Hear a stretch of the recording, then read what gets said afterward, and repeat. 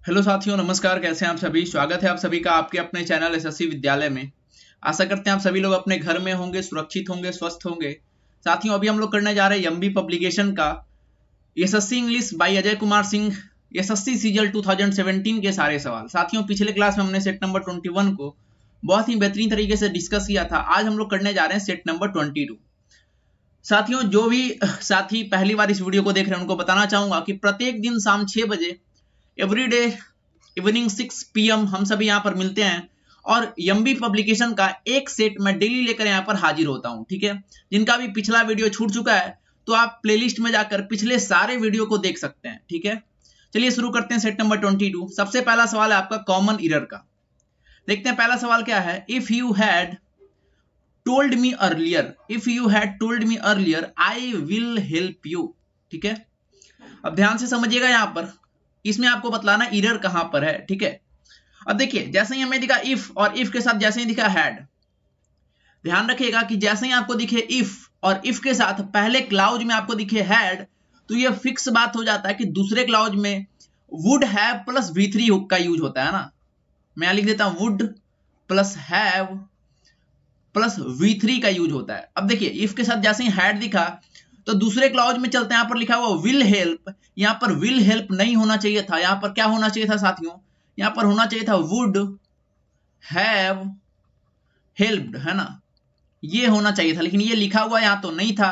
तो मतलब question number first का सही ऑप्शन क्या हो गया? Option number C. इसी वाले पार्ट में इरर था, कोई दिक्कत नहीं। चलिए आगे बढ़ते हैं, ये ध्यान रखना है आपको। ठीक है, ये खास स्ट्रक्चर आपको ध्यान में रखना है। अगला सवाल है क्वेश्चन नंबर 2। देखते हैं क्वेश्चन नंबर 2 क्या लिखा हुआ है। क्वेश्चन नंबर 2 लिखा हुआ है साथियों कि her mother is angry and indifferent to me. क्या लिखा हुआ है? Her mother is angry and indifferent to me. मैं आपको हमेशा एक बात कहता हूं कि जब भी आपको एक ये वर्ड दिखे एंड, है ना, तो ये जो भी सेंटेंस होता है उसमें ये ऐसा कह सकते हैं कि लीड पोजीशन ये निभाता है। ठीक है, मतलब एंड के चारों ओर काम होता है। आपको ध्यान ये रखना है कि अगर कहीं भी किसी भी सेंटेंस में एंड का यूज हो तो एंड ये कहता है साथियों कि हमारे बाद जिसका आप यूज करेंगे, जिस स्ट्रक्चर का यूज करेंगे, उसी सेम स्ट्रक्चर का यूज हमारे पहले भी आपको करना होगा। ठीक है, यानी एंड जो है वो एकदम सबको समान रूप से लेके चलता है। अब ध्यान से देखें तो एंड के बाद क्या हुआ है? इंडिफरेंट टू, यानी एंड के बाद इंडिफरेंट के साथ एक प्रीपोजिशन लगा हुआ है ना। तो उससे पहले जस्ट देखिए क्या लिखा हुआ? एंग्री। तो एंग्री के साथ भी एक प्रीपोजिशन आना चाहिए, है ना। अगर एंड के बाद लिखा हुआ इंडिफरेंट टू, तो एंड से पहले भी आना चाहिए था एंग्री के साथ एक प्रीपोजिशन। और कौन सा प्रीपोजिशन आएगा? तो साथियों एंग्री मतलब होता है गुस्सा, और गुस्सा किसी के साथ करते हैं हम लोग। ठीक है, तो एंग्री के साथ जो यहाँ पर सुटेबल वर्ड आएगा वो आपका आएगा विद। ठीक है, तो क्वेश्चन नंबर सेकंड का सही ऑप्शन क्या हो जाएगा? Option number B. कोई भी दिक्कत नहीं है यहाँ पर। Angry with, her mother is angry with and indifferent to me. Clear? चलिए आगे देखते हैं। अगला सवाल है साथियों क्वेश्चन नंबर 3। क्वेश्चन नंबर 3 में लिखा हुआ डोंट लॉइटर। देखिए ये जो लॉइटर वर्ड है इसका मतलब होता है आवारागर्दी करना। ठीक है, द कॉरिडोर, कॉरिडोर मतलब होता है गलियारा। इसका मतलब क्या होता है? कॉरिडोर मतलब होता है गलियारा। तो यहां पर क्या कहा जा रहा है आप नोट कर लेंगे। इसका मतलब क्या होता है? गलियारा। आप सभी को पता भी होगा। यहां पर क्या कहा जा रहा है? कोई भी व्यक्ति कह रहा है कि गलियारे में इधर उधर आवारागर्दी मत करो, है ना। लॉइटर मतलब क्या होता है? आवारागर्दी करना। तो गलियारे में इधर उधर यानी अराउंड द कॉरिडोर, है ना। यहां पर क्या सुटेबल वर्ड यूज करेंगे हम लोग? अराउंड द कॉरिडोर, यानी गलियारे में इधर उधर आप मतलब आवारागर्दी ना करें। ठीक है, don't loiter around the corridor. Question number 3 का सही ऑप्शन क्या हो जाएगा? Option number A. ठीक है, क्लियर? चलिए आगे बढ़ते हैं। क्वेश्चन नंबर 4 का आंसर आपको जल्दी से बताना है। क्वेश्चन नंबर 4 का आंसर आपको जल्दी से कमेंट करके बताना है। क्या लिखा हुआ? I will scold him when, I will scold him when, ये लिखा हुआ है। इसके बाद हम क्या भरेंगे? He will come, he comes, he would come, या फिर ही हैड कम। क्या यहां पर सुटेबल होगा? साथियों मैं आपको जब इसका जो बेसिक वाला पार्ट था, जो इसका रूल वाला पार्ट था, जब मैं बता रहा था तो मैंने एक बात बताई थी। ठीक है, और अगर आप नहीं जानते उस रूल को तो मैं फिर से बताना चाहता हूं, इसको आप नोट कर लेंगे। ठीक है, देखिए जब भी कभी समय का बोध हो, मैं यहां लिख देता हूं कि जब भी कभी टाइम यानी समय का बोध हो, ठीक है, जब भी कभी समय हो या फिर कोई शर्त हो, दो चीज, या फिर अगर कभी भी कहीं भी समय का बोध हो या फिर शर्त हो, दो चीज, समय या फिर शर्त, तो इसके तुरंत बाद जो भी आता है, इसके तुरंत बाद जो भी आपका आता है क्लाउज हो, है ना, उसमें कभी भी हम मॉडल का प्रयोग नहीं करते हैं, ठीक है। इसके बाद जो भी क्लाउज आता है उसके साथ क्या करते हैं, मॉडल का प्रयोग नहीं करते हैं। समय में क्या क्या आपके पास रह सकता है, विन होगा, अनटिल होगा, till, so long as long as, ये सब क्या है, समय को बताता है, ठीक है। विन मतलब क्या होता है, कब, है ना, तो ये सारा कुछ टाइम को डिनोट करता है। शर्त मतलब क्या क्या हो गया, शर्त में आ गया इफ, है ना, अनलेस, अनटिल, ये सब क्या हो गया, ये सब आपको शर्त में बताता है। तो आपको ध्यान क्या रखना है कि कभी भी अगर समय हो या फिर शर्त हो, किसी भी सेंटेंस में अगर उससे पहले समय या शर्त को बता रहा है तो उसके बाद जो भी सेंटेंस यानी जो भी क्लाउज का यूज हम करेंगे उसमें कोई भी मॉडल नहीं होना चाहिए। अब ध्यान से पढ़ें इसमें, देखिए इसमें जैसे ही आपने देखा कि I will scold him when, है ना, क्या लिखा हुआ है, I will scold him when, ठीक है। तो यहां पर आ गया आपका समय, तो इसके बाद जो भी यहां पर क्लाउज का हम प्रयोग करेंगे उसमें किसी भी तरीके का कोई भी मॉडल नहीं होना चाहिए। देखिए यहां पर क्या लिखा हुआ है, विल, ये तो होगा नहीं, देखिए ये भी नहीं होगा, ऑप्शन नंबर यहां पर कैंसिल हो गया। वुड कम, ये भी नहीं होगा, हैड कम, ये भी नहीं होगा, एकमात्र बचा ही कम्स, ऑप्शन नंबर बी। कोई दिक्कत नहीं, ये समझ में आ गया होगा, क्लियर साथियों। चलिए आगे बढ़ते हैं, अगला सवाल है क्वेश्चन नंबर 6। अगला सवाल क्या है, अगला सवाल है question number 6, sorry question number 5। Question number 5 लिखा हुआ है मैलीफ्लस, इसका मतलब क्या होता है, आपको बताना है वर्ड सिमिलर इन मीनिंग। क्या बताना है, वर्ड सिमिलर इन मीनिंग। सबसे पहला वर्ड मैलीफ्लस, इसका मतलब क्या होता है साथियों, इसका मतलब होता है मधुर, है ना, बहुत ही सौम्य, बहुत ही बेहतरीन, मधुर। आप नोट करते चलेंगे, इसका मतलब क्या होता है, इसका मतलब होता है मधुर, ठीक है, बहुत ही बेहतरीन, मधुर। बारी बारी से ऑप्शन को देखते हैं। सबसे पहला ऑप्शन जो आपके सामने है वो है आपका सीवर, इसका मतलब होता है ठंड से कांपना, है ना, सीवर मतलब क्या होता है, ठंड से कांपना। फ्रैंक, फ्रैंक मतलब आपको पता है क्या होता है, फ्रैंक, एकदम खुला, फ्रैंक। इमोरल मतलब अनैतिक, इमोरल मतलब क्या होता है, अनैतिक, ठीक है। अब देखिए कोई भी ऐसा वर्ड लगा जो आपको मधुर से मिलता हो, नहीं ना, सीवर मतलब कांपना, ये नहीं होगा, इमोरल, अनैतिक, ये नहीं होगा, फ्रैंक नहीं होगा। अब याद करें तो अगर आप कंटिन्यू हमारे क्लास को कर रहे हैं तो जस्ट कल वाले क्लास में, है ना, कल वाले क्लास में ये वाला वर्ड आया था, ठीक है। अगर आप वर्ड को नोट कर रहे होंगे तो ये वाला वर्ड एकदम एग्जैक्ट कल आया था, ठीक है। और इस वाले वर्ड का मैंने मतलब भी आपको बताया था कि इसका मतलब भी क्या होता है, मधुर होता है। तो अगर आप वर्ड याद करते चल रहे हैं तो ये आप इजीली टिक आउट कर सकते थे, ठीक है। Option number D, question number 5 का सही आंसर क्या हो जाएगा साथियों, ऑप्शन नंबर डी। कोई दिक्कत नहीं है यहां पर, ठीक है। चलिए अगला सवाल है क्वेश्चन नंबर 6। चलिए अगले सवाल की ओर बढ़ते हैं हम। अगला सवाल है क्वेश्चन नंबर 6, डॉज, ये जो वर्ड है आपको बताना है इसका मतलब क्या होता है। सबसे पहली बात, इसका मतलब, इसका हिंदी अर्थ क्या होता है साथियों, इसका हिंदी अर्थ होता है किसी को मतलब बेवकूफ बनाना, है ना, झांसा देना। अगर शुद्ध हिंदी में बोलें तो क्या कहिएगा यहां पर, इसका मतलब होता है झांसा देना, ठीक है, झांसा देना, ठीक है, डॉज, क्लियर।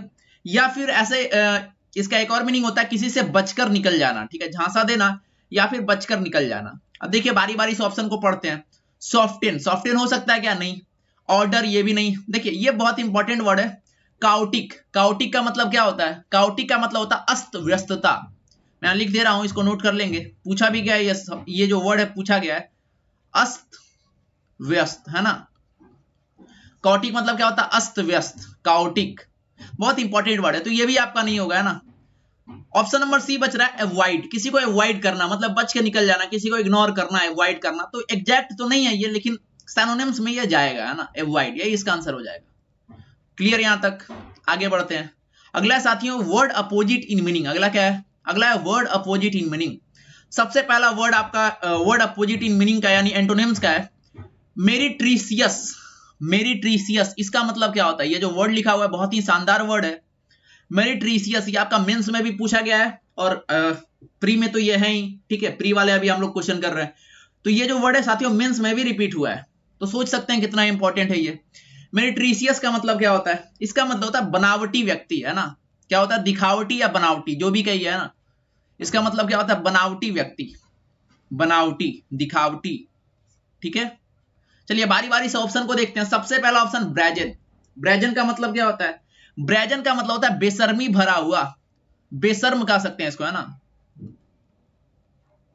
ब्रेजन मतलब क्या होता है? बेशर्म, ब्रेजन, है ना। तो ये तो नहीं होगा, ठीक है, ये तो नहीं होगा। एग्जाम्पलरी मतलब होता है बहुत अच्छा, एग्जाम्पलरी मतलब क्या होता है? बहुत अच्छा, ये भी नहीं होगा, नोट करते चलेंगे। अगला देखिए गॉडी, गॉडी मतलब क्या होता है? इसका मतलब होता है साथियों भड़कीला, है ना। इसका मतलब क्या होता है? भड़कीला। कोई भी ऐसा चीज जो बहुत ज्यादा भड़कीला हो, वहां पर हम लोग गॉडी का यूज करते हैं, ये भी नहीं होगा। इसका एग्जैक्ट अपोजिट जाना था। अब ऐसे समझिए, कोई भी चीज बनावटी है, जैसे ऐसे समझे कि आपके हाथ में अभी मोबाइल है, ठीक है। मोबाइल क्या है? बनावटी है। बनावटी कहने का सेंस, उसे इंसानों ने बनाया है, ठीक है। तो अगर इसका अपोजिट की बात करें तो क्या चला जाएगा? नेचुरल, यानी जिसे इंसानों ने नहीं बनाया, वो प्राकृतिक है, बनावटी नहीं है ना। नेचुरल क्या हो जाएगा साथियों? इसका करेक्ट आंसर होगा, ठीक है, कोई दिक्कत नहीं। ऑप्शन नंबर 20 का क्या हो जाएगा? सही आंसर। चलिए आगे बढ़ते हैं। अगला सवाल है क्वेश्चन नंबर 8। अगला सवाल क्या है साथियों? क्वेश्चन नंबर 8 पढ़ते हैं। नेबुलस, बहुत बढ़िया वर्ड है, प्यारा वर्ड है, नेबुलस। नेबुलस का मतलब देखते हैं क्या है? नेबुलस, नेबुलस का मतलब क्या होता है? इसका मतलब होता है अस्पष्ट, अनक्लियर, है ना। नेबुलस का मतलब क्या होता है? अस्पष्ट, अस्पष्ट, नेबुलस, अनक्लियर, ठीक है। पहला ऑप्शन है डिफिनिट। डिफिनिट का मतलब होता है साथियों स्पष्ट। तो आपसे क्या पूछा गया था? अपोजिट, यानी ये जो क्वेश्चन नंबर 8 है, इसका सही आंसर क्या हो जाएगा? Option number 8 definite. इसका मतलब क्या होता है? स्पष्ट, क्लियर, ठीक है। चलिए बाकी सारे ऑप्शन को भी हम लोग देख लेते हैं। ऑप्शन नंबर बी क्या लिखा हुआ है? इनकोहेट। इनकोहेट मतलब होता है साथियों ऐसा कोई भी चीज, कोई भी व्यक्ति जो अपरिपक्व हो। शुद्ध हिंदी में क्या बोलते हैं? अपरिपक्व, अपरिपक्व। इसका मतलब होता है कि जो एक्सपीरियंस नहीं हो, है ना। हम लोग बोलते हैं ना कि एक्सपीरियंस व्यक्ति, तो वो एक्सपीरियंस व्यक्ति नहीं हो, इनकोहेट हो, ठीक है। इनकोहेट यानी अपरिपक्व, अनएक्सपीरियंस इसको कह सकते हैं, ठीक है। तो ये भी नहीं आपका, इसका तो आंसर हो गया था ऑप्शन नंबर ए। इनकोहेट का मतलब पता चल गया। डिसमल, डिसमल का मतलब क्या होता है? इसका मतलब होता है निराशाजनक। डिसमल का मतलब क्या होता है? इसका मतलब होता है साथियों निराशाजनक, निराशाजनक, ठीक है, निराशाजनक। चलिए अगला आपका सलेन। इसका मतलब होता है उदासी भरा, उदासी भरा, सलेन, है ना, उदासी भरा। तो इसमें से जो भी वर्ड का मतलब अगर आपको पता नहीं था, तो मैंने जैसा आपको पहले बता दिया कि एक कॉपी लेंगे अपना, उसे वर्ड वाला कॉपी बनाएंगे, है ना। उसमें सारे वर्ड जो जो आपको नहीं आता नोट करते चलें, क्योंकि मैक्सिमम वर्ड, एसएससी का एक रूल है कि वो बहुत सारे वर्ड को रिपीट करता है। जैसे ऐसे समझे कि अगर 2017 में आपसे पूछा है, तो हो सकता है अगला 18 में, अगर 17 में सीएचएसएल में पूछा गया तो 18 में हो सकता है सीजीएल में पूछे। अगर 18 में सीजीएल मेंस में पूछा गया तो हो सकता है 19 में सीजीएल में पूछे, सीजीएल प्री में पूछे, है ना। तो ये इसका एक पैटर्न है जो रिपीट करता है, बहुत तो ये वर्ड को रिपीट करता है एसएससी, ठीक है। ये समझ यहां तक क्लियर होगा। वर्ड यहां वर्ड खत्म कर चुके हम लोग। चलिए आगे बढ़ते हैं। अगला आपका इडियम्स एंड फ्रेजेज। अगला साथियों इडियम्स एंड फ्रेजेज। सबसे पहला इडियम्स फ्रेजेज क्या है पढ़ते हैं। Speak and span. सबसे पहला क्या है? सबसे पहला लिखा हुआ साथियों speak and span. Speak and span का मतलब क्या होता है? स्पीक एंड स्पैन का मतलब होता है नीट एंड क्लीन, साफ सुथरा। स्पीक एंड स्पैन, ठीक है। स्पीक एंड स्पैन का मतलब क्या होता है? नीट एंड क्लीन, साफ सुथरा। ऑप्शन नंबर सी इसका क्या जाएगा? सही आंसर। आगे पढ़ते हैं। अगला साथियों, अगला आइडियम है टू ड्रॉ द लॉन्ग बो। टू ड्रॉ द लॉन्ग बो। अब देखिए लॉन्ग बो का मतलब क्या होता है? लॉन्ग बो, लॉन्ग बो का मतलब होता है साथियों, इसका मतलब होता है धनुष। क्या होता है इसका मतलब? इसका मतलब हम लोग लिखते हैं धनुष, ठीक है। धनुष पता होगा आपको धनुष क्या होता है, ठीक है, बताने की जरूरत नहीं है। तो देखिए यहां पर क्या किया जा रहा है? टू ड्रॉ द लॉन्ग बो, मतलब बड़ा धनुष बनाया जा रहा है। इसका मतलब क्या हुआ कि किसी भी चीज को हम बढ़ा चढ़ाकर बता रहे हैं, किसी भी चीज को बढ़ा चढ़ाकर बता रहे हैं। तो देखिए नलीफाई तो नहीं होगा, ये गलत। अंडर रेट कर रहे हैं, ये भी गलत। इसका एग्जैक्ट वर्ड क्या हो जाएगा? Option number B to exaggerate, है ना, ये इसका सटीक सही आंसर हो जाएगा। 10 का क्या हो जाएगा आंसर साथियों? Option number B. क्लियर? यहां तक कोई दिक्कत नहीं है आपको? चलिए ऑप्शन नंबर डी में लिखा हुआ है डेमार्केट। इसका मतलब भी देख लेते हैं क्या होता है। ऑप्शन नंबर डी, इसका मतलब होता है साथियों किसी भी चीज का बाउंड्री डिसाइड करना, है ना, सीमा निर्धारण करना। डेमार्केट मतलब क्या होता है? सीमा निर्धारण, है ना, बाउंड्री का, बाउंड्री को डिसाइड करना, ठीक है। चलिए आगे बढ़ते हैं। अगला आपका सेंटेंस इंप्रूवमेंट, क्वेश्चन नंबर 11। क्या है क्वेश्चन नंबर 11? पढ़ते हैं। By rescuing the child from fire, by rescuing the child from fire the local resident added another feather to his cap, added another feather to his cap, क्या होगा यहां पर, added another feather to his cap, यानी एक achievement है ना, एक achievement क्या किया, अपने साथ जोड़ लिया। वहां के जो अस्थाई निवासी थे, लोकल रेसिडेंट थे, उन्होंने क्या किया, अपने साथ एक उपलब्धि को जोड़ा। तो इसका सुटेबल आंसर क्या आ जाएगा, option number A, made a significant achievement, made a significant achievement, अपने साथ क्या किया, एक बहुत ही शानदार उपलब्धि को अपने साथ जोड़ लिया। लोकल रेसिडेंट कौन थे, ग्रामीण सॉरी जो अस्थाई निवासी थे वहां के, लोकल रेसिडेंट थे। क्लियर। तो क्वेश्चन नंबर 11 का सही आंसर क्या हो जाएगा साथियों, ऑप्शन नंबर ए। चलिए आगे बढ़ते हैं। अगला सवाल है क्वेश्चन नंबर 12। ये तो आपका इडियम का सवाल हो गया था ना, added another feather to his cap, idiom में भी ये आता है, पूछता है अक्सर। अगला सवाल है क्वेश्चन नंबर 12। क्या लिखा हुआ कि the government plans to, the government plans to the construction project soon, the government plans to the construction project soon. अब यहां पर फिर से take up, take on, take off, take in, क्या यहां पर सुटेबल वर्ड होगा। चलिए कुछ सीखते हैं, क्या सीखेंगे, टेक से कौन कौन से प्रीपोजिशन यूज होते हैं, मैं सारा कुछ बताने वाला हूं, नोट करेंगे यहां पर भी। मैं यहां लिख रहा हूं, सारा कुछ आपको भी नोट करना है, ठीक है। सबसे पहला उठाते हैं टेक अप, ठीक है। टेक अप का मतलब क्या होता है, टेक अप साथियों, टेक अप का मतलब होता है कोई दायित्व संभालना या फिर शुरू करना, है ना, किसी भी चीज को शुरू करना, स्टार्ट करना, शुरू करना, ठीक है। टेक अप हो गया। अगला टेक ऑन था। टेक ऑन का मतलब क्या होता है, टेक ऑन, टेक ऑन का मतलब क्या होता है, टेक ऑन का मतलब होता है किसी से प्रतियोगिता में सामना करना, है ना। सबसे पहला प्रतियोगिता में सामना करना है, यहां मैं लिखता हूं प्रतियोगिता में सामना करना, टेक ऑन हो गया। अगला देखिए क्या लिखा हुआ, टेक ऑफ। अब टेक ऑफ मैंने नहीं लिखूंगा, टेक ऑफ का मतलब आपको पता होगा, प्लेन, प्लेन क्या करता है साथियों, प्लेन एयरपोर्ट से क्या करता है, टेक ऑफ करता है, यानी उड़ता है। टेक ऑफ मतलब क्या होता है, उड़ना होता है ना, टेक ऑफ का मतलब क्या होता है, उड़ना। और टेक इन का मतलब क्या होता है, टेक इन का मतलब होता है किसी भी चीज को समझना, ठीक है। टेक इन का मतलब क्या होता है, किसी भी चीज को समझना, ठीक है। साथ ही साथ देखिए, ये मेंस में पूछा गया था कि अगर टेक इन का पैसिव फॉर्म को अगर हम यूज करते हैं, टेक इन का पैसिव फॉर्म यूज करते हैं, ठीक है, टेक इन का अगर हम पैसिव फॉर्म यूज करते हैं तो टेक इन का मतलब हो जाता है धोखा देना। वेरी वेरी वेरी इंपॉर्टेंट, धोखा देना, चूंकि मेंस में पूछा गया है। टेक इन का पैसिव फॉर्म जो है साथियों, वहां पर धोखा देना के सेंस में हम टेक इन का यूज कर सकते हैं। अब बताइए, यहां जो सरकारें थी, ठीक है, गवर्नमेंट क्या प्लान कर रही थी, तो द कंस्ट्रक्शन प्रोजेक्ट सून, इसको शुरुआत करने की, टेक अप, है ना, सुटेबल वर्ड क्या आ जाएगा यहां पर, टेक अप, यही आपका सही आंसर होना चाहिए था। क्लियर, कोई दिक्कत नहीं। क्वेश्चन नंबर 12 का सही आंसर क्या हो जाएगा, ऑप्शन नंबर डी, यानी नो इंप्रूवमेंट। चलिए अगला सवाल है question number 13। A man divide of kind feeling and sympathy, इसका आंसर आप बताएं क्या हो सकता है। Question number 13, a man divide of kind feeling and sympathy, एक ऐसा व्यक्ति जिसके पास दयालुता नहीं हो ना, काइंड फीलिंग नहीं हो और सिंपैथी नहीं हो, कोई भी सहानुभूति नहीं हो, डिवाइड करता हो मतलब उसके पास है ही नहीं, ठीक है। बारी बारी से ऑप्शन को देखते हैं। सबसे पहला ऑप्शन कैलस, यानी कठोर, एक ऐसा व्यक्ति जो बहुत कठोर हो, उसके पास कोई दया, कोई मतलब ये सब चीज ना हो, कैलस, इसका मतलब क्या होता है, कठोर, ठीक है। अगला देखिए ऑप्शन नंबर बी क्या है, क्रेडुलस, विश्वासी, है ना, जिस पर विश्वसनीय कहते हैं, जिस पर विश्वास किया जा सके, विश्वसनीय। क्लियर। अगला देखते हैं गुलिबल, ऐसा व्यक्ति जिसको आसानी से धोखा दिया जा सके, गुलिबल, एक ऐसा व्यक्ति जिसको आसानी से धोखा दिया जा सके, ठीक है, गुलिबल। बोहेमियन, एक ऐसा व्यक्ति जो सामाजिक नियम कानून को पालन नहीं करता है।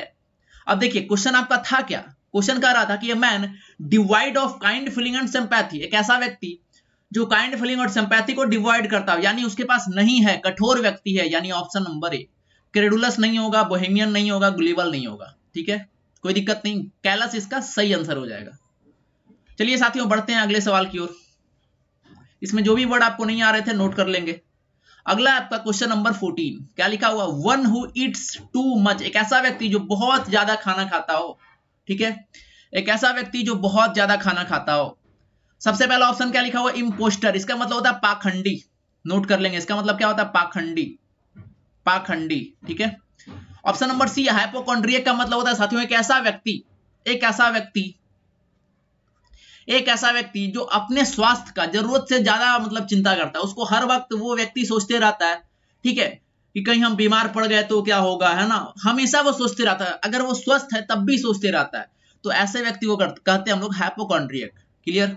ग्लटन मतलब होता है पेटू। इंटेस्टेट मतलब ऐसा व्यक्ति जो बिना वसीयत का मर जाए। इंटेस्टेट ऐसा व्यक्ति जो बिना वसीयत मर जाए, इंटेस्टेट। ठीक है। अब देखिए यहाँ पर क्या बात कर रहा था, one who Yeats too much, एक ऐसा व्यक्ति जो बहुत ज्यादा खाता हो, एकदम दबा दबा के खाता हो, है ना। इसका मतलब क्या हुआ, पेटू, है ना। ग्लटन मतलब क्या होता है, पेटू, यानी बहुत ज्यादा खाना खाने वाला व्यक्ति। ठीक है, ग्लटन। तो क्वेश्चन नंबर 14 का सही आंसर क्या हो जाएगा, option number B. Clear. Glutton, पेटू। इंपोस्टर पूछा गया सवाल है, पाखंडी। इसको सारे वर्ड को, है ना, जो भी वर्ड आपको नहीं पता सब वर्ड को नोट करते चलेंगे, क्योंकि कब किस एग्जाम में आपसे पूछ लिया जाएगा कोई पता नहीं है। ठीक है, ये पूछा हुआ सवाल है, ये पूछा हुआ सवाल है, इंटेस्टेड नहीं पूछा, ये भी पूछ देगा आपसे, हो सकता है अगले एग्जाम में। ठीक है, सारे वर्ड को नोट करते चलेंगे। चलिए अगला है साथियों आपका इनकरेक्टली स्पेल्ट वर्ड। आपको बताना है कौन इसमें से गलत स्पेल्ट है। ठीक है, क्वेश्चन नंबर 15 सबसे पहले देखते हैं। सबसे पहले लिखा हुआ 4 फीट, ये सही है आपका। 4 फीट, FEIT है ना, हमेशा ई आता है बाद में आई आता है, EIT, ये सही है आपका। ठीक है, ये तो सही हो गया। ब्लिसफुल, आपको पता है ब्लिसफुल, जब भी ब्लिसफुल लिखते हैं तो BLISS, ये तो सही है, लेकिन फुल में FUL ही होता है ना। Blissful, option number C. यहां पर क्या साथियों, यहां पर एक यल को यहां पर हटाना पड़ेगा, कोई दिक्कत नहीं। ब्लिसफुल में यहां थोड़ा सा गलती था। गोरिल्ला यहां पर सही है, गोरिल्ला जो लिखा हुआ है बिल्कुल यहां पर करेक्ट है। ठीक है, अगला करप्ट, ये भी सही है, करप्ट। ब्लिसफुल मतलब क्या होता है, बहुत ज्यादा आनंद में होना, अति आनंदित लिख लेंगे यहां पर। इसका मतलब क्या होता है, अति आनंदित, बहुत ज्यादा आनंद में होना। जब बहुत ज्यादा आप खुश हो जाते हैं ना, अति आनंदित, जब बहुत ज्यादा आप खुश हो जाते हैं तो उस कंडीशन को कहा जाता है ब्लिसफुल। ठीक है,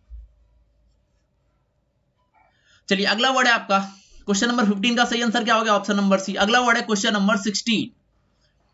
चलिए देखते हैं बारी बारी से ऑप्शन को। एफॉरेस्टेशन, आपने ये वर्ड सुना होगा, डिफॉरेस्टेशन। देखिए फॉरेस्ट मतलब क्या होता है, जंगल। अगर उसके आगे ए लगा रहे हैं मतलब जंगल लगाने की बात हो रही है, मतलब वृक्ष लगाने की बात हो रही है, तो इसको हम लोग क्या बोलेंगे, इसको हम लोग बोलते हैं वृक्षारोपण। इसको हम लोग क्या बोलते हैं, इसको हम लोग बोलते हैं वृक्षारोपण। ठीक है, वृक्षारोपण। लेकिन जब इसके आगे डी लग जाए, डिफॉरेस्टेशन मतलब वृक्ष को काटने की बात की जा रही है ना। तो दोनों समझ में आ गया। चलिए आगे देखते हैं। अगला आपका ट्रांसलूसेंट। तो साथियों यहीं पर एक छोटा सा गलती है, क्या गलती है देखते हैं। यहां जो लिखा हुआ है यस, ठीक है, ट्रांसलूसेंट में यस का प्रयोग नहीं करते हम लोग, बल्कि सी का प्रयोग करते हैं। ठीक है, तो यहां पर यस के जगह पर क्या होना चाहिए था, यहां पर सी होना चाहिए था, ट्रांसलूसेंट। ठीक है, TRANS, ट्रांस, ये तो सही था। Lucent, LUCENT, translucent. ठीक है, अगला देखिए फॉरेनर, ये सही है आपका। फॉरेनर एकदम करेक्ट है। ठीक है, अचीवमेंट ये भी सही है। फॉरेनर मतलब विदेशी, अचीवमेंट मतलब कोई उपलब्धि।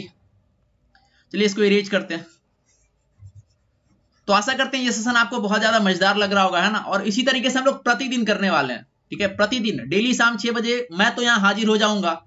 आप पर निर्भर करता है कि आप 6 बजे यहां पर हाजिर होते हैं कि नहीं होते हैं। ठीक है, अगर आप खुद से अगर खुद में इंप्रूवमेंट चाहते हैं तो कंटिन्यू तो लगना पड़ेगा, है ना, कंटिन्यू लगना पड़ेगा। अगर आप चाहते हैं कि इंग्लिश में आपका भी नंबर आए, और मैं तो आपको यकीन के साथ कह रहा हूं कि अगर आप कंटिन्यू रहते हैं एक मंथ के अंदर, है ना, आपके 40 प्लस नंबर आना शुरू हो जाएंगे आउट ऑफ 50, बशर्ते आप ईमानदारी से मेहनत आप करते रहेंगे तब, है ना। 40 प्लस का गारंटी मैं लेता हूं। और अगर कंटिन्यू आप रह गए 50 में 50, कोई रोकने वाला नहीं है, क्योंकि इंग्लिश बहुत आसान है। ठीक है, चारों में से सबसे ज्यादा आसान इंग्लिश होता है। ठीक है, चलिए अगला आपका साथियों क्वेश्चन नंबर 17, पाराजंबल। चलिए पाराजंबल के बारे में मैं एक बात आपको बताने वाला हूं। क्या पाराजंबल, है ना, पाराजंबल। देखिए जब भी पाराजंबल आपको बहुत ज्यादा बड़ा दिखे, तो समझ जाइए एक बात कि वो बहुत ज्यादा आसान होने वाला है। जब भी पाराजंबल आपको बहुत ज्यादा बड़ा दिखे तो एक बात समझिए कि अच्छा बड़ा दिया गया मतलब जरूर कुछ ना कुछ क्लू छिपा हुआ है, जिसके जरिए आप उसको बहुत आसानी से कर सकते हैं। कैसे पढ़ते हैं यहां पर पहले देखिए। क्वेश्चन नंबर 17 बहुत लंबा चौड़ा लिखा हुआ है, सबको पढ़ने की बिल्कुल भी जरूरत नहीं है हमें, है ना, सारे चीज को पढ़ने की जरूरत बिल्कुल भी नहीं है। चलिए सबसे पहले पढ़ते हैं, सोचते हैं कहां से शुरुआत कर सकते हैं। ठीक है, देखिए द एम, शुरुआत में क्या किया, the aim must be ensured that. The aim मतलब क्या होता है साथियों, लक्ष्य। अब देखिए यहाँ लक्ष्य के बारे में डायरेक्टली बात की जा रही है, मतलब किसके बारे में, जरूर इससे पहले कुछ ना कुछ आया होगा, है ना, जरूर इससे पहले कुछ ना कुछ तो आया होगा जिसके लक्ष्य के बारे में बात हो रही है। मतलब कभी भी पी से शुरुआत तो हम नहीं कर सकते, ऑप्शन नंबर डी यहां से गया। ठीक है, इसके बाद देखिए यस, यस पढ़ते हैं, the entire educational apparatus must be geared, the entire educational apparatus, इसके बारे में चलिए सोच लेते हैं कि अगर हमने यस से शुरुआत किया, ठीक है, अगर हमने यस से शुरुआत किया, देखिए आर से शुरुआत नहीं हो सकता, नो डाउट ये भी शुरुआत नहीं होगा। चलिए क्यों पढ़ते हैं एक बार, when we set about the task of higher education, when we set about the task of higher education we should be absolutely clear in our perception of the goals of education. देखिए शुरुआत यहां की गई education के बारे में, है ना, यहां पर शिक्षा के बारे में चर्चा, मतलब क्यों जो है वो सबसे अलग है, हायर एजुकेशन, है ना, मतलब क्यों में क्यों से हमें शुरुआत करना होगा, यस से ज्यादा। देखिए the entire educational apparatus, the entire educational, इससे पहले बात होगी हायर एजुकेशन की, इससे पहले बात होगी हायर एजुकेशन, एजुकेशन के बारे में चर्चा होगी, यानी यस से भी हम शुरुआत नहीं कर सकते। देखिए यस से शुरुआत नहीं कर सकते, यस से शुरुआत नहीं कर सकते, पी वाला ऑप्शन तो पहले खत्म हो गया था, यानी सिर्फ और सिर्फ एकमात्र ऑप्शन बचा है, ऑप्शन नंबर बी, यानी क्यू से हमें शुरुआत करना पड़ेगा। क्लियर, बाकी सारा कुछ आपको अरेंज करने की बिल्कुल भी जरूरत नहीं है। तो साथियों एक बात आप मेरा हमेशा ध्यान रखेंगे, अपने माइंड में रखेंगे कि जब भी पाराजंबल आपको बड़ा दिखे, मतलब जरूर उसमें कुछ ना कुछ क्लू छिपा हुआ है, ठीक है, कुछ हिंट है जिसके जरिए आप विद इन सेकेंड आप उस सवाल को बना सकते हैं। ठीक है, तो लेकिन सबसे जरूरी बात, उस हिंट को पहचानना आपको आना चाहिए। ठीक है, कैसे आएगा, तो सर प्रैक्टिस से आएगा ना, जितना आप प्रैक्टिस करेंगे उतना जल्दी आप किसी भी पाराजंबल को बना पाएंगे। चलिए अगला सवाल है क्वेश्चन नंबर 18, देखते हैं किस तरीके से इसको बना सकते हैं। सबसे जरूरी बात, शुरुआत कहां से किया जाए, कभी भी एंड से शुरुआत कर सकते हैं क्या, नहीं, इनवर्डली फोकस नहीं, आर और यस तो खत्म हो गया, आर और यस खत्म हो गया। ठीक है, दो बच रहे हैं यहां पर, पी और क्यू। पी पढ़ते हैं, देखिए क्या लिखा हुआ, bureaucratic culture can smoother those किसको, who want to respond to shifting condition. देखिए अगर हम पी से शुरुआत करते हैं, माना कि हमने पी से शुरुआत किया, ठीक है, तो इसके बाद जाना क्या पड़ेगा, आर, इसके बाद क्या जाना पड़ेगा, आर, तो शिफ्टिंग कंडीशन, इसके बाद आगे बढ़ते हैं, and the lack of leadership leaves no force inside these organisation to break out of the morasses. ठीक है, तो यहां तक चलिए पी आर का पेयर एक बन गया। ठीक है, हम मान रहे, चलिए ठीक है, माना कि हमने पी से शुरू किया, पी आर का पेयर बना, इसके बाद आप किस पर जाएंगे, क्यू। क्यू देखते हैं, arrogant managers can over evaluate, ठीक है, arrogant managers can over evaluate their current performance. ये जो लाइन है साथियों, इन दोनों से बिल्कुल भी रिलेट नहीं हो रहा है, ये आपका अलग है, और इसी के बारे में यूज हुआ है ब्यूरोक्रेटिक, यानी सबसे पहले आना चाहिए था हमें क्यू आना चाहिए था, है ना, सबसे पहले क्यू से हमें शुरुआत करना चाहिए था, पी से शुरुआत नहीं करेंगे, क्योंकि ब्यूरोक्रेटिक कल्चर जो है, एरोगेंट मैनेजर, इसके लिए यूज हुआ है। ऑप्शन नंबर डी जो है साथियों, यहां पर करेक्ट इसका जो होगा सही आंसर होगा। ठीक है, ऑप्शन नंबर बी, कोई दिक्कत नहीं है यहां पर। चलिए आगे बढ़ते हैं, अगला एक्टिव पैसिव, सबका आंसर आना चाहिए, मैं टाइम दूंगा आपको। सी टीचेज अस इंग्लिश, क्या होगा इसका आंसर, आप बताएं, कमेंट करें, जल्दी से बताएं, सी टीचेज अस इंग्लिश।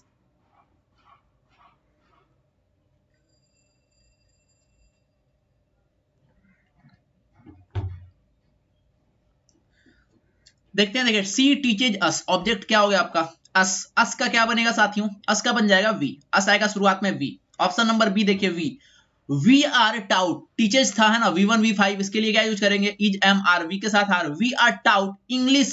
अब देखिए सी के लिए क्या यूज करेंगे, हर, ऑप्शन नंबर बी इसका क्या हो जाएगा, राइट आंसर। आशा करते हैं सभी का आंसर ऑप्शन नंबर बी आया होगा, सभी लोग सही होंगे। ठीक है, चलिए अगला सवाल है क्वेश्चन नंबर 20, नरेशन का सवाल है, जल्दी से बताएं सभी लोग इसका आंसर। चलिए क्वेश्चन पढ़ते हैं सबसे पहले, Nisha said to Swati, Nisha said to Swati will you help me in my project just now. ये क्वेश्चन आपका, आंसर बताएं इसका, आप क्या होगा।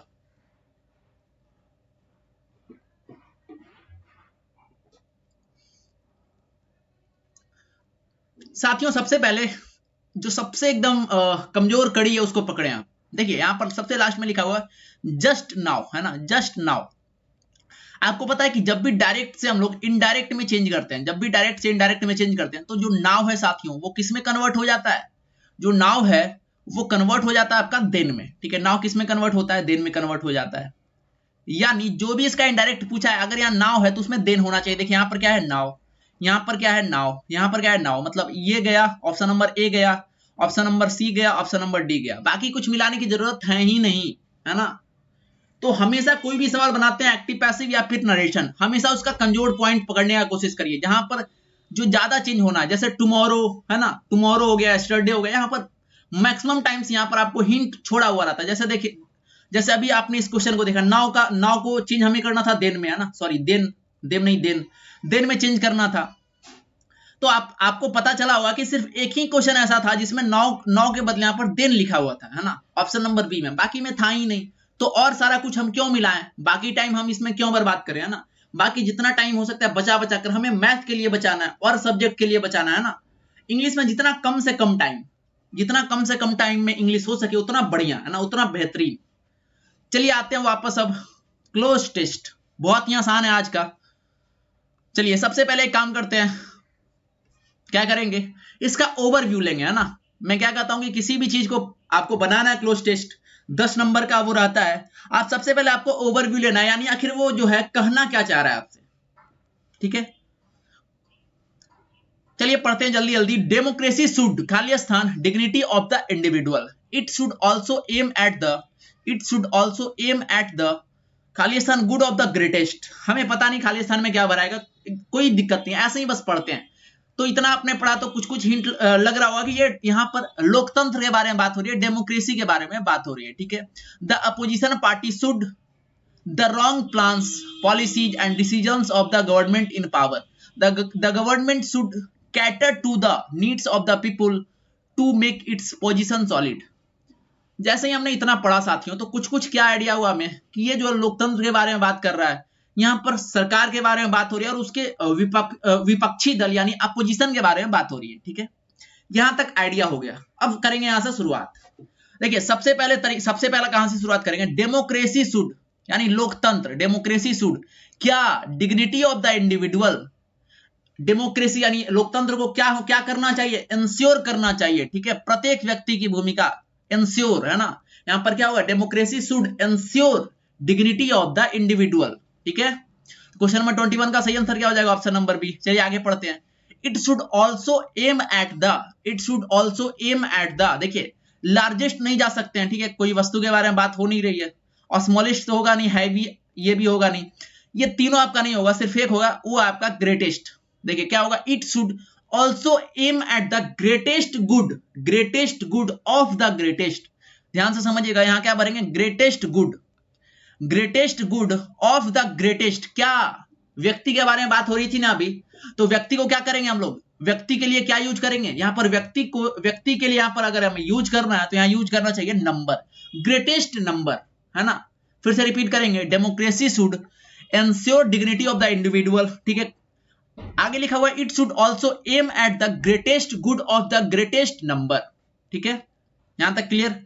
आगे पढ़ते हैं। द अपोजिशन पार्टी यानी जो विपक्षी दल है, द अपोजिशन पार्टी शुड क्या करना चाहिए, द रॉन्ग प्लान, जो भी गलत प्लान, पॉलिसीज और डिसीजन, सरकार का जो भी गलत प्लान है, गलत पॉलिसी या गलत डिसीजन है, उसको क्या करना चाहिए, अपोजिशन पार्टी क्या करती है, उसको क्या करती है, उसको अपोज करती है ना, उसको क्या करती है, अपोज करती है, उसको मतलब उसको अपनाती नहीं है, उसका विरोध करती है। अपोज मतलब क्या होता है, विरोध करना, अपोज करती है। The opposition party should oppose the wrong plans, ठीक है, क्लियर हो गया ये। तो यहां पर क्या होगा साथियों, oppose the wrong plans, policies and decisions of the government in power. चलिए आगे पढ़ते हैं। अगला क्या लिखा हुआ है कि the government should cater to the needs of the people to make its position solid. देखिए क्या लिखा हुआ, कैटर का सबसे पहले मतलब जानते हैं। ये जो लिखा हुआ है यहाँ पर कैटर मतलब होता है साथियों सेवा करना। किसके सेवा के बारे में बात हो रही है, जनता के सेवा, है ना, जनता का सेवा। चूंकि जनता के वजह से ही वो बना है ना, जो भी सरकार में जो भी पार्टी है वो किसके वजह से वो वहां पर है, जनता के वजह से। तो वही कह रहा है कि द गवर्नमेंट यानी सरकार है वो जनता के बदौलत, तो सरकार को चाहिए क्या, सेवा करना। किस चीज का, तो जेन्युइन नीड्स, जो उसकी जरूरी चीजें हैं, genuine needs of the people to make its position solid. यहां कहने का ये सेंस था कि आप लोगों का जो बेसिक जरूरतें हैं, जो जेन्युइन नीड है, ठीक है, उसको आप पूरा करिए तो जनता आपको चाहेगी और आपका जो पोजीशन है वो और ज्यादा सॉलिड होगा और ज्यादा मजबूत होगा, है ना।